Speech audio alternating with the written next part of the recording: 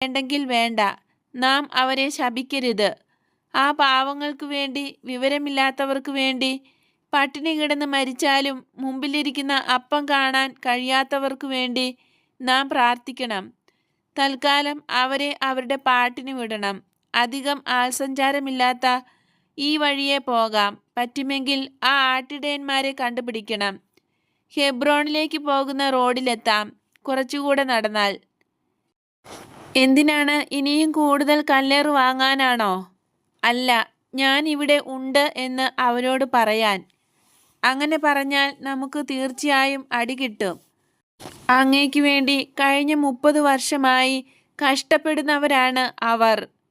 അത് നമുക്ക് കാണാം. ഈശോയും സംഘവും വൃക്ഷങ്ങൾ തിങ്ങി വളരുന്നതും തണലുള്ളതുമായ ഒരു ചെറിയ കാട്ടിൽ പ്രവേശിച്ചു. അവർ എൻ്റെ കാഴ്ചപ്പാടിൽ നിന്ന് മറയുന്നു.